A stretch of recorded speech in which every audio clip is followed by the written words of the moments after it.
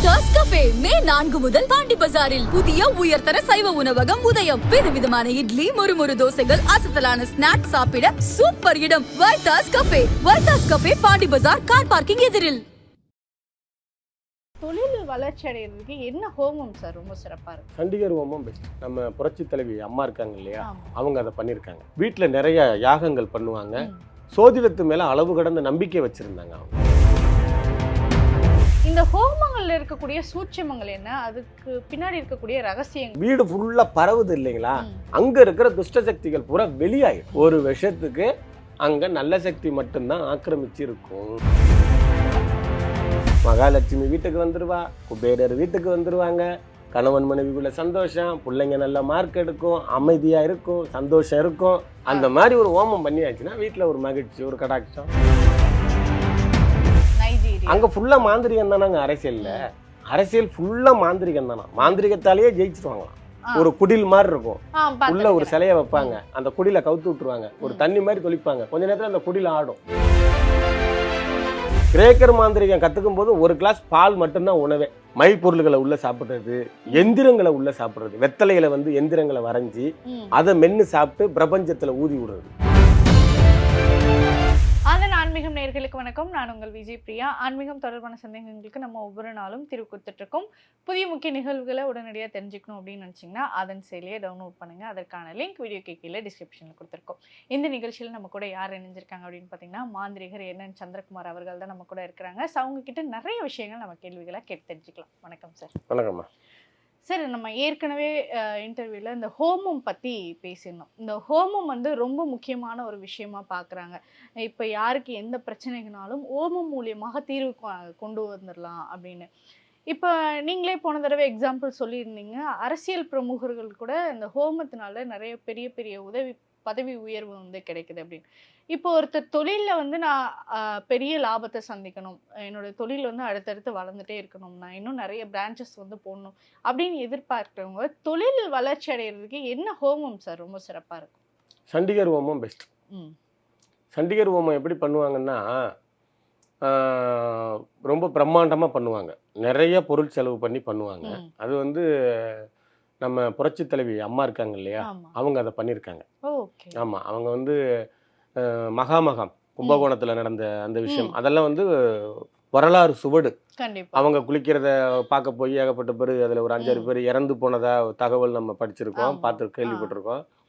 அப்புறம் ஒரு கோயிலுக்கு வெள்ளை யானை வாங்கி கொடுத்துருக்காங்க. நிறையா கோயில்களுக்கு அவங்க போயிருக்காங்க. வீட்டில் நிறைய யாகங்கள் பண்ணுவாங்க. சோதிடத்து மேலே அளவு கடந்த நம்பிக்கை வச்சுருந்தாங்க அவங்க. சரிங்களா? அது நிறைய இப்போ காணொலியாக வந்துக்கிட்டு இருக்கு, அது உண்மையும் கூட. அந்த மாதிரி அவங்க அந்த சண்டிகர் ஹோமம் எல்லாம் வீட்டில் நிறைய பண்ணியிருக்காங்க. அந்த சண்டிகர் ஹோமத்தினுடைய இறுதியில் எரும மாடு பலியிடுவாங்க. எரும மாடை பலியிடுவாங்க. எதற்காக சார் அந்த எரும மாடு எதுக்காக பலியிடுறது அப்படின்னா, யமதர்மராஜாவுக்காக. யமதர்மராஜா இருக்காரு இல்லைங்களா, அந்த யமதர்மராஜா தான் ஒரு மனிதனுடைய இறுதி காலத்தை முடிச்சு வைக்கிறவர். அந்த மாதிரி அந்த சண்டிகர் ஹோமத்தினுடைய இறுதியை முடிச்சு வைக்கிறவரும் அந்த யமதர்மராஜா. அப்போ யமதர்மராஜாவுக்குன்னு ஒரு பர்டிகுலரத்தில் ஒரு சில இடங்களில் கோயில் இருக்குது, அந்த ஊர் பேரே எனக்கு தெரியல. யமதர்மராஜாவை ஒரு சில மாந்திரிகர்கள் வணங்குறது உண்டு, அதில் நானும் ஒரு ஆள் உண்டு. இந்த மாறான வேலைகள்லாம் செய்ய சொல்லுவாங்க. என்னுடைய எதிரியை நீங்கள் மாறாணம் பண்ணுங்க. மாறாணம் இந்த ஆக்கள் அழித்தல் காத்தல் எம்பெருமான் ஈசனிட்ட மட்டும்தான் உண்டு. ஒரு மனிதனை ஒரு மாந்திரிகரால் மாறாணம் பண்ண முடியுமா? முடியும். அது இல்லைன்னு நான் சொல்ல மறுத்தெல்லாம் பேச முடியாது. அதுக்கு நிறைய விஷயங்கள் இருக்கு. கை தெரிந்தவங்களால மட்டும்தான் அதை பண்ண முடியும். நிறைய கற்றுக்கணும், நிறைய பண்ணணும். அப்படி ஒரு விஷயம் வேணும். சிவபெருமானுடைய அனுகிரகம் பெறணும், யமதர்மராஜாவினுடைய ஆசி வேணும்.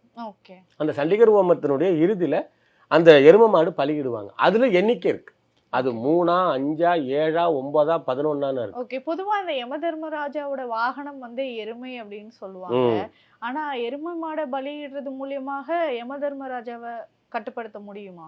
இல்ல, அவர் வரவழைக்கிறதாகவும் அவர் வந்துட்டு போறதாகவும் அவர் ஆசி கொடுக்கறதாகவும் ஒரு சம்பிரதாயம், அவ்வளவுதான். இப்ப நம்ம சாமிக்கு கெடா வெட்டி பிராந்தி பாட்டில் வச்சு பொங்கல் இட்டு எல்லாம் பண்றோம், சாமியா சாப்பிடுது. அது ஒரு சம்பிரதாயம். நம்ம சாமிக்கு நேர்த்தி கடன் பண்ணிட்டோம் அப்படின்னு தான் நம்ம சொல்றோம். இதுல ரெண்டாவது நகைச்சுவையாகவும் சில பேர் பேசுவாங்க, ஏன் நீங்க விரலை வெட்டிக்கிடக்கூடாதா, காலை வெட்டிக்கிடக்கூடாதா, கையை வெட்டிக்கிடக்கூடாதா, தலையில மட்டும் முடி இறக்குறீங்க, ஏன்னா அது திரும்ப உங்களுக்கு வளர்ந்துரும் அப்படிங்கிறதுனால தானே எவ்வளவு பேர் பேசுறாங்க. நான் உண்டுங்க இல்லைங்களா? அந்த மாதிரி இப்ப மறுத்து பேசுறதா இருந்தாலும் மறுத்து பேசலாம், அதை ஆதரிச்சு பேசுறதா இருந்தாலும் பேசலாம். இது ஒரு வரலாறு, அவ்வளவுதான். இப்படி நடக்குது, இதுதான் சம்பிரதாயம், இப்படிதான் பண்ணணும் அப்படிங்கிறதுக்கு. இதுக்கு ரொம்ப ஆழமா விளக்கம் கேட்டா நமக்கு தெரிஞ்சதான் சொல்ல முடியும். அதுல என்னங்கிறது தெரியல. சண்டிகர் ஹோமங்கிறது ஒண்ணு உண்டு. அது பிரம்மாண்டமா பண்ணுவாங்க. நிறைய பொருள் செலவுகள் பண்ணி, நிறைய சிவாச்சாரியார்கள், நிறைய வேத மந்திரங்கள், நிறைய மூலிகை பொருள்கள், அது மணிக்கணக்குல ஓடும். ஓகே, நீங்க செஞ்சு கொடுப்பீங்களா? தாராளமா சண்டிகர் ஹோமம் நம்ம பண்றது உண்டு. நம்ம தனிச்சா பண்ண முடியாது, குழுவா சேர்ந்து தான் பண்ண முடியும். இறுதியில ஒரு 3 மாடோ 2 மாடோ அது வந்து பலியிடுறது உண்டு. எரும மாடு பலியிட்டு, சில பேர் சமையல் இட்டு பள்ளையம் போடுவாங்க, சில பேர் அதை அப்படியே போட்டுருவாங்க. அப்படி ஒண்ணு பண்ண முடியும். அப்படி பண்ணினால் என்ன கிடைக்கும், அப்படி ஒரு கேள்வி இருக்கு இல்லைங்களா? நீங்க என்ன நினைக்கிறீங்களோ அதை அடையலாம். அதுக்காக பிரதமரா வர முடியுமா அப்படின்னு எல்லாம் ஒண்ணு இல்லை. ஒரு உதாரணத்துக்கு இப்ப ஒரு ஒரு ஒரு ஒரு ஸ்தாபனம் இருக்கு, அது 10 பிராஞ்சா மாறணும், ஒரு அடுத்த கட்ட நகர்வுக்கு போகணும், ஒரு 100 பேருக்கு வேலை கொடுக்கணும், ஒரு கோடி கணக்குல பணம் போடணும், இல்ல ஒரு படமே எடுக்கிறாங்க, அது பிரபலியமா ஆகணும், இப்படி இப்படி வருது இல்லைங்களா? அந்த மாதிரி நீங்க கேட்ட கேள்வியும் அதுதானே. ஒரு பிராஞ்சு 10 பிராஞ்சா மாறணும், அது பிரபலியமா மாறணும், உலக நாடுகள் பூரா போகணும், நிறைய இடங்கள்ல வரணும் அப்படின்னா இந்த ஹோமங்கள் பண்றது உண்டு. இன்னமும் பண்றாங்க. நம்பிக்கை இருக்கிறவங்க அதை செஞ்சுக்கிறாங்க, அதனுடைய பலனை அணிவிக்கிறாங்க. அப்புறம் எப்படி வளருது? ஒண்ணும் இல்லைங்க. இப்ப இருக்கிற பெரிய பெரிய பெரிய பெரிய ஆளுங்களினுடைய அந்த முதக்கட்ட புள்ளிய பாத்தீங்கன்னா தூத்துக்குடியில இருந்து பிழைக்க வந்தாரு. புரியுதானே உங்களுக்கு? திருநெல்வேலியில இருந்து பிழைக்க வந்தாங்க. இன்னைக்கு பாத்தீங்கன்னா இத்தனை ஸ்டோர், நான் பேர் சொல்ல விரும்பல, இத்தனை ஸ்டோர் இருக்கு. புரியுதா? என்ன சுனாமியா 10 கோடி ரூபா கொண்டு போய் டொனேட் கொடுக்குறாங்க. 10 கோடி ரூபாங்கிறது நம்மளாம் நினைச்சு கூட பார்க்க முடியாது. சரிங்களா? இன்னைக்கு அவ்வளவு பெரிய உதவியெல்லாம் பண்றாங்க. ஏதாவது கொரோனா நிதியா, ஒரு சுனாமியா, இல்ல ஒரு பேரிடிவா, ஏதாவது ஒரு புயலா, அந்த அளவுக்கு உதவி பண்ற அளவுக்கு இன்னைக்கு வளர்ந்துருக்காங்க. ஆனா அவங்களுடைய அப்பா தாத்தாவெல்லாம் பாத்தீங்கன்னா தூத்துக்குடியில இருந்து பிழைக்க வந்தாரு, கறி வியாபாரம் பண்ணாரு, துணி வியாபாரம் பண்ணாரு. எப்படி இன்னைக்கு இவ்வளவு பெரிய சாம்ராஜ்யம் உருவானுச்சு? எத்தனாயிரம் கோடி எப்படி வந்துச்சு? அப்படி இருக்குல்ல. ஏன் அங்க போறீங்க? அம்பானி எடுத்துங்களேன். அவர் ஏதோ ஒரு நாட்டுல போய் நாணயம், வெள்ளி நாணயம் வாங்கிட்டு வந்து தானே அவங்க அப்பா வியாபாரம் பண்ணாராம். அப்புறம் ஒரு ஜவுளி கடை ஒண்ணு ஆரம்பிச்சாராம் மும்பையில. இன்னைக்கு நம்பர் 1 இடத்துல இருக்காரா, என்ன பணக்கார இடத்துல. எப்படி இவ்வளவு பெரிய சாம்ராஜ்யத்தை உருவாக்க முடிஞ்சிச்சு? அதுக்காக சண்டிகர் ஹோமம் பண்ணாங்க நான் சொல்ல வரல. அதுக்கு பின்னாடி ஏதோ ஒண்ணு இருக்குல்லங்க, ஆன்மீகம் ஒண்ணு இருக்கு. அதுக்காக ஒரு ஆன்மீகம் நம்பாம இல்லையே, நம்புறாங்க. எத்தனையோ கோயில்களுக்கு போறாங்க, டொனேட் பண்றாங்க, திருப்பதி வரைக்கும் வந்துட்டு போயிருக்காங்க. வர்றாங்களா என்ன? அதுக்கு சொல்ல வரேன் நான். ஓகே, இப்போ இந்த சண்டிகர் ஹோமம் அப்படிங்கிறது மிகப்பெரிய பொருட்செலவாகும், நிறைய பேர் வந்து செய்யணும் அப்படின்றாங்க. பொதுவாக இந்த ஹோமங்கள் எல்லாமே வந்து பிரம்ம முகூர்த்த நேரங்களில் செய்யணும், அதிகாலைகளில் செஞ்சாதான் அது அதிகமான பலன் வந்து கிடைக்கும் அப்படின்றாங்க. இந்த சண்டிகர் ஹோமம் பண்ணுறதுக்கும் நேரம் காலம் இருக்கு, இல்லை இதுக்கான பட்ஜெட் வந்து இவ்வளோ ஆகும் அப்படின்றதும் நிர்ணயம் இருக்கா? இருக்கு. அவங்க வசதிக்கு தகுந்தாற் போல மேக்சிமம் குறைஞ்சது 1 லட்சத்துல ஆரம்பிக்கலாம். குறைஞ்சதுல இருந்தே 1 லட்சத்துல ஆரம்பிக்கலாம். முடிவு வந்து 10-15 கோடி கணக்குல வரைக்கும் பண்ணலாம். அதுல நம்ம போடுற பொருள் இருக்கு. தங்க புஷ்பம், தங்க பொடின்னு இருக்கு இல்லைங்களா, அது வரைக்கும் லாஸ்டா போடலாம். தங்கத்தால சருகை பண்ணிருக்கோம்ல புடவை, அதை கூட லாஸ்டா போட்டு நம்ம அதுல எரிக்கலாம். வெள்ளி சருகை புடவை அதுல போட்டு எரிக்கலாம். வசதி கம்மியா இருந்துச்சுன்னா பட்டு புடவை போட்டு எரிக்கலாம். வசதி ரொம்ப கம்மியா இருந்துச்சுன்னா பட்டு நூல் போடலாம். அதுக்கு தகுந்தாற் போல நம்ம பண்ணலாம். சரிங்களா? இப்போ ஒண்ணும் இல்ல, எனக்கு உடம்பு முடியலன்னா எனக்கு தகுந்தாற் போல உள்ள ஆஸ்பத்திரியில நான் வைத்தியம் வைப்பேன். இதுக்கு மேல உள்ளவங்கன்னா அதுக்கு தகுந்தாற் போல ஹாஸ்பிட்டல்ல வைத்தியம் வைப்பாங்க. அதுக்கு தகுந்தாற் போல உள்ளவங்கன்னா அதுக்கு தகுந்தாற் போல. ஆனா ட்ரீட்மெண்ட் எல்லாம் ஒண்ணுதான். நம்ம எங்க வைத்தியம் பாக்குறோங்கிறது தான் விஷயம். அந்த மாதிரி ஹோமங்கள் எல்லாம் ஒண்ணுதான். அதுல போடுற பொருள் ஒண்ணுதான். வசதி கம்மியா உள்ளவங்க பட்டு நூலு, வசதி அதிகமா இருந்தா பட்டு புடவை, வசதி அதிகமா இருந்தா தங்க சருக புடவை, இப்படி மாறிக்கும். ஆனா பலனு அதுக்கு தகுந்தாற் போல அதிகரிக்கும். சண்டிகர் ஹோமத்துக்கு வந்து பிரம்ம முகூர்த்தம் இல்லை, உச்சிட்ட, அதாவது 12 மணி சாம பூஜைன்னு சொல்லுவாங்க. இரவு நேரம் 12 மணிக்கு ஆரம்பிச்சு ஒரு 2-3 மணிக்குள்ள முடிப்பாங்க. ஆமா, அந்த மாதிரி பண்ணுவாங்க. என்ன காரணம்? அந்த 12 மணி இரவு நேரத்துல தான் அந்த பூஜை செய்யணும்ங்கிறதுக்கு என்ன காரணம்? அப்பதான் உங்களுக்கு வேட்டைக்கு போற நேரம்னு சொல்லுவாங்க. தேவதையெல்லாம் வேட்டைக்கு, உக்கிரமான தேவதைகள், இப்ப இந்த கருப்பு, முனி, பெரிய பெரிய தேவதைகள், அந்த காளி, வாராகி, இந்த உக்கிரமான தேவதைகள்லாம் அந்த நேரம் தான் வேட்டைக்கு போறதா சொல்லுவாங்க. கருப்பன் வேட்டைக்கு போறாரு, அந்த 18ஆம் படி கருப்பு வேட்டைக்கு போறாரு, முனி வேட்டைக்கு போறாரு, தேவதை வேட்டைக்கு போகுதுன்னு சொல்றோம் இல்லைங்களா? அதனால அந்த 12 மணிக்கு செய்வாங்க. ஓகே, இப்போ வந்து பொதுவா நம்ம எல்லாருமே கேள்விப்படுறது, ஒரு வீடு அப்படின்னா வருஷத்துக்கு ஒரு தடவை இந்த கணபதி ஹோமம் பண்ணோம்னா வீடு நல்ல சுபிட்சமா இருக்கும், செல்வ செழிப்பா இருப்பாங்க, வீட்டுக்குள்ள எந்த பிரச்சனைகள் வராது, வீடுகள் வந்து நிம்மதியா இருக்கும் அப்படிங்கிற மாதிரியான ஒரு விஷயம் செய்வாங்க. அதுவும் அதிகாலைகள்ல தான் செய்வாங்க. இந்த ஹோமங்கள்ல இருக்கக்கூடிய சூட்சமங்கள் என்ன, அதுக்கு பின்னாடி இருக்கக்கூடிய ரகசியங்கள்லாம் என்ன? அற்புதமான கேள்விங்க. இது எதுன்னு கேட்டீங்கன்னா, வருஷத்துக்கு ஒரு தடவை ஹோமம் பண்ணணும்னு முடிவு பண்ணிட்டீங்க. இப்போ உங்க வீட்டே வச்சுக்குமே, இப்போ போறீங்க, ஒரு ஐயரை பார்த்து நாள் குறிக்கிறீங்க. அவர் சொல்றாரு வர்ற வெள்ளிக்கிழமை உங்க வீட்டுல ஹோமம்னு சொல்லி. எப்போ போய் ஒரு வாரத்துக்கு முன்னாடியே. அப்போ உங்க வீட்டுல ஒரு வாரத்துக்கு பிறகு ஹோமம் பண்ண போறீங்கன்னா, ஒரு வாரத்துக்கு முன்னாடி என்ன பண்ணுவீங்க? வீட்டை சுத்தம் பண்ணுவீங்க. ஆமா, சரிங்களா? கோமியத்தால வந்து செல்ச்சு. அப்ப ரெண்டாவது வீட்டை சுத்தம் பண்ணும்பொழுது வீட்டுக்குள்ள வந்து இந்த உடைஞ்ச சேரு, அந்த பக்கெட்டு, அது இதுவே முதல்ல வீட்டுல இருக்கக்கூடாது. சரிங்களா? அப்போ இந்த ஒட்டடை பிடிச்சது அது இது எல்லாம் தொடச்சி எல்லாம் வெளியில போட்டுருவீங்க. வீட்டை சுத்தம் பண்ணிடுவீங்க, நாகரிகப்படுத்திடுவீங்க. நீட்டன்ஸ் அது ஒண்ணு. சுத்த சோறு போடும். நம்ம அதுல ஒண்ணு கணக்குல எடுத்துக்கலாமா? வீடு சுத்தமாயிடுது. அப்புறம் கோமியம் மேமெல்லாம் தொளிச்சிடுறீங்க, சாணி எல்லாம் கரைச்சி போட்டுடுறீங்க, அப்புறம் பஞ்சகாவியம் அது இதெல்லாம் தொளிச்சிடுறீங்க. ரெண்டாவது 108 மூலிகை அது போடுவீங்க. அப்புறம் அதை தாண்டி அதுல அந்த கொப்பரை தேங்காய் பொரி, நெல் பொரி அது இதெல்லாம் போடுவீங்க. அப்புறம் எல்லாரும் குளிச்சிருவீங்க, நல்லெண்ணெய் தேய்ச்சி குளிச்சிருவீங்க. எல்லாரும் புத்தாடை கட்டிடுவீங்க. பிரம்ம முகூர்த்தம், சக்கரை பொங்க, மன நிறைவா இருக்கும். ரெண்டாவது இந்த புகை மூட்டம் எல்லாம் என்ன பண்ணுன்னா மூச்சு திணற அடிக்க ஆரம்பிச்சிடும். அது உடம்பு பூரா அந்த மூலிகையில உடம்பு பூரா போய் உடம்புல இருக்கிற சளியில எல்லாம் வெளியில வந்துடும். அதுவே உங்களுக்கு மிகப்பெரிய ஒரு ஆரோக்கியத்தை கொடுத்துரும். அது ரெண்டாவது அந்த புகை பூரா உடம்பு அந்த வீடு ஃபுல்லா பரவுது இல்லைங்களா, அங்க இருக்கிற துஷ்ட சக்திகள் பூரா வெளியாயிடும், நல்ல சக்தி உள்ள வந்துடும். அப்ப இந்த கணபதி ஹோமம் ஒண்ணு ரெடி ஆச்சா, இந்த 108 மூலிகை வேற போட்டாச்சா, வீடு வேற சுத்தம் பண்ணியாச்சா, பஞ்சகாவியம் தெளிச்சாச்சா, கோமியம் தெளிச்சாச்சா, சிவாச்சாரியார் உள்ள வந்துட்டு போயிட்டாரா, வேத மந்திரம் ஒழிச்சாச்சா, அப்புறம் வேற என்ன வேணும்? ஒரு விஷயத்துக்கு அங்க நல்ல சக்தி மட்டும்தான் ஆக்கிரமிச்சு இருக்கும். அப்ப என்ன ஆகும்? மகாலட்சுமி வீட்டுக்கு வந்துருவா, குபேரர் வீட்டுக்கு வந்துருவாங்க, கணவன் மனைவிக்குள்ள சந்தோஷம், பிள்ளைங்க நல்ல மார்க் எடுக்கும், அமைதியா இருக்கும், சந்தோஷம் இருக்கும். நான் சொல்றேன், உங்களுக்கு புரியுதா? தீபாவளி பொங்கல்னா நம்ம எப்படி இருக்கிறோம், அந்த மாதிரி ஒரு ஹோமம் பண்ணியாச்சுன்னா வீட்டுல ஒரு மகிழ்ச்சி, ஒரு கடாட்சம். ரெண்டாவது இவங்களுக்குள்ளே ஒரு மன நிறைவு வந்துடும். அப்பா ஹோமம் பண்ணியாச்சுப்பா, இனிமே நமக்குள்ளே எந்த பிரச்சனையும் இருக்காது, தொழில் நல்லா நடக்க ஆரம்பிச்சிடும், கொடுத்த பணம் வந்துடும், நம்ம நல்லா இருக்க ஆரம்பிச்சிடும், ஒரு நம்பிக்கை வந்துடுது இல்லைங்க உங்களுக்கு. இப்போ ஒன்றும் வேணாம். இப்போ ஒரு உதாரணத்துக்கு எடுத்துக்கிட்டிங்கன்னா, எம்பிபிஎஸ்ஸாக இருக்கட்டும், எம்டியா இருக்கட்டும், இதுக்கு மேலே படித்த டாக்டராக இருக்கட்டும், இப்போ எங்கள் ஆத்தாவை சொல்கிறேன் நான், அங்கே எல்லாம் கொண்டா காமிச்சிட்டு வந்துடுவோம், அதுக்கு குணமே ஆகாது.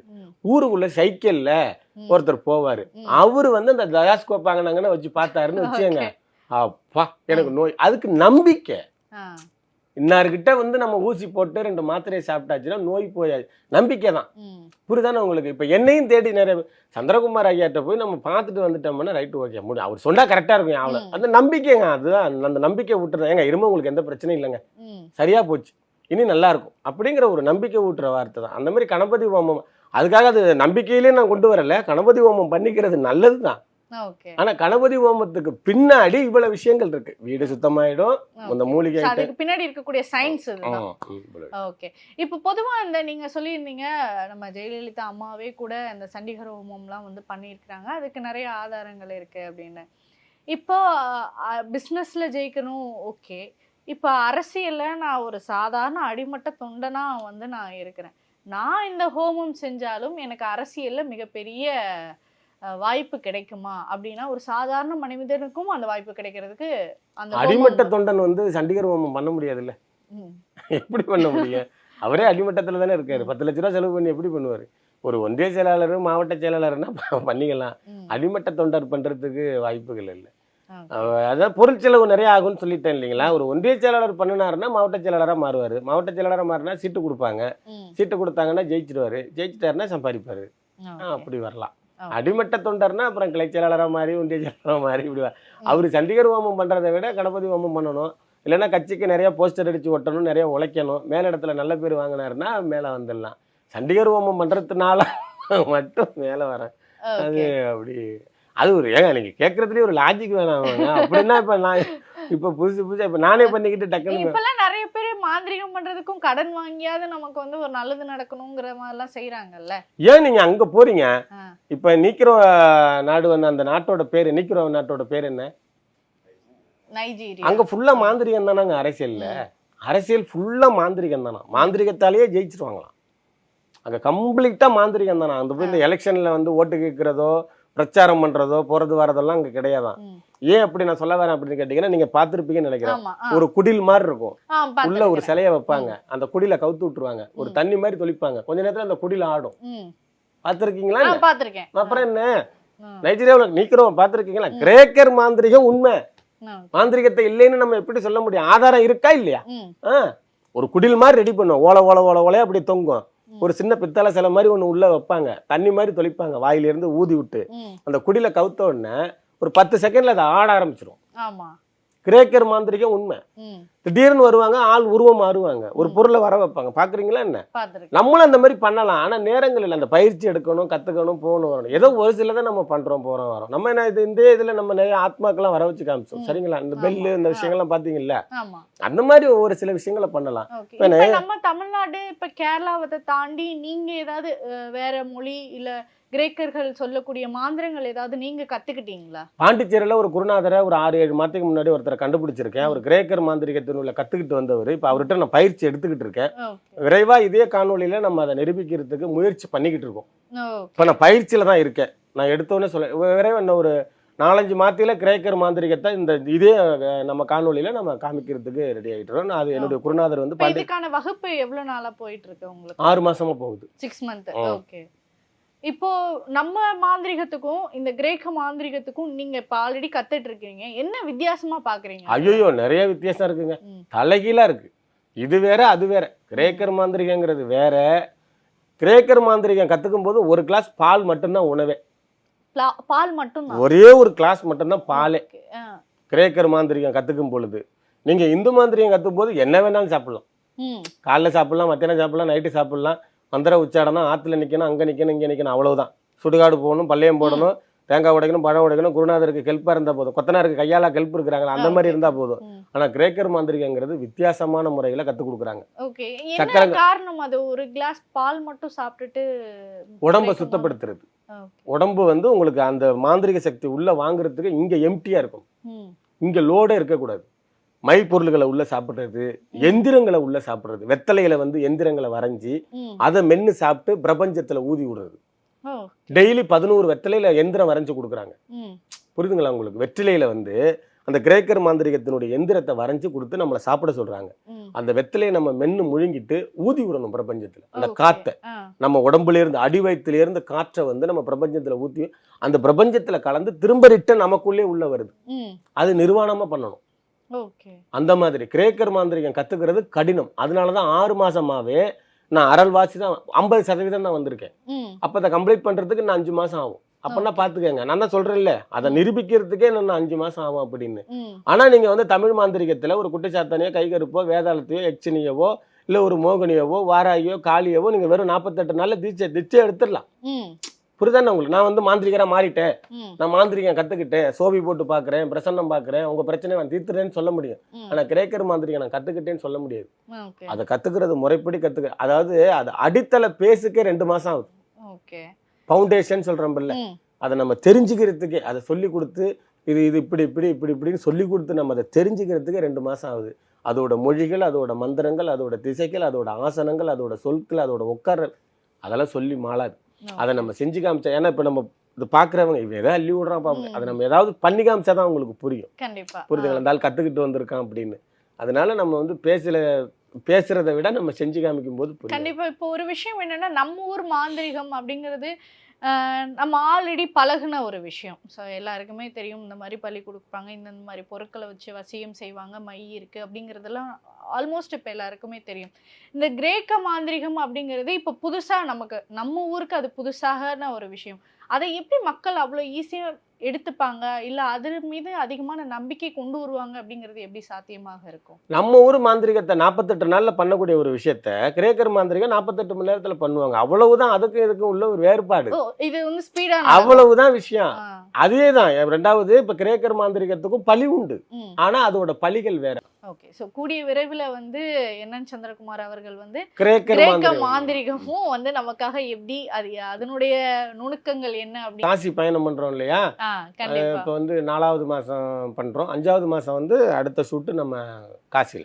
கண்டிப்பாக கூடிய விரைவில் காசி, அதுல வந்து சேர்ந்தே வந்துரும். கிரேக்கர் மாந்திரிக குருநாதரையும் அங்க அறிமுகப்படுத்துறோம். நான் யார்கிட்ட பயிற்சி எடுக்கிறேன், கண்டிப்பாக அப்படி அதை சொல்லியிருக்காரு, அவர் அனுமதி கொடுத்துருக்காரு, நான் உங்க கூட சேர்ந்து பயணம் பண்றேன்னு. அப்ப அந்த கிரேக்கர் மாந்திரிகை நான் யார்கிட்ட கத்துக்கிட்டு இருக்கேன், பாண்டிச்சேரியில் இருக்காரு, பேர் சொல்ல நான் விரும்பல, சொல்ல வேணாம்னு சொல்லியிருக்காரு. அவரை வந்து நம்ம காசியில் வச்சு அறிமுகப்படுத்துறோம். அங்க அவரு இந்த கையில வந்து பச்சை குத்தி விடுறேன்னு சொல்லியிருக்காரு. கிரேக்கர் மாந்திரிகத்தினுடைய அந்த எந்திரம், அந்த அச்சாரம்னு சொல்றது, அந்த சக்கரம்.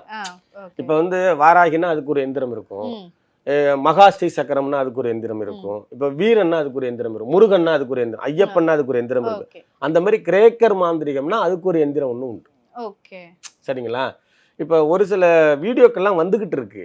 அதை இப்ப ஒண்ணும் இல்லைங்க, அதை மக்கள் பார்த்துருக்க நிறைய பேர் வாய்ப்புகள் இருக்கு. ஷார்ட் வீடியோல வந்து ஒரு பையன் என்ன பண்ணுவான்னா, உங்க கழுத்துல கிடக்கிற துண்டை எடுத்து ஒரு டேபிள்ல போட்டுட்டு இப்படி பண்ணுவான். அந்த துண்டு கொஞ்ச நேரத்துல பாம்பா வெளியில வந்துகிட்டு இருக்கும். பாத்துருக்கீங்களா? அதுதான் கிரேக்கர் மாந்திரிகம். புரியுதுங்களா? அதுதான் அந்த கிரேக்கர் மாந்திரிகங்கிறது. ஒரு பொருளை திடீர்னு வர வைக்கிறது. இதெல்லாம் முடியும். அவரு என் குருநாதர் வந்து என் முன்னாடி செஞ்சு காமிச்சாரு. புரியுதுங்களா? அதை வந்து பேப்பரை பணமா மாத்தி காமிக்கிறது, ஒரு பொருளை வந்து பாம்பா மாத்தி காமிக்கிறது, இன்னும் இந்த எலுமிச்சம்பழத்தை அந்தரத்துல, அது அந்த அந்த இடத்துக்கு வர்றதுக்கு நான் இன்னும் 5-6 மாசம் ஆகும். ஓகே. சோ கூடிய சீக்கிரம் அந்த ஒரு விஷயம் கத்துக்கிறதுக்கு நாங்க ரொம்ப ஆர்வமாக அத பாக்குறதுக்கு, கத்துக்கிறதுக்கு இல்ல, பாக்குறதுக்கு. ஓகே. சோ பாக்குறதுக்கு நாங்க ரொம்ப ஆர்வமாக கண்டிப்பா அதை நம்ம செய்யறோம். 2 விஷயம் பண்ண போறோம். ஒண்ணு காசில அகோரி தீட்சை எடுக்கிறோம் அவர் மூலியமா.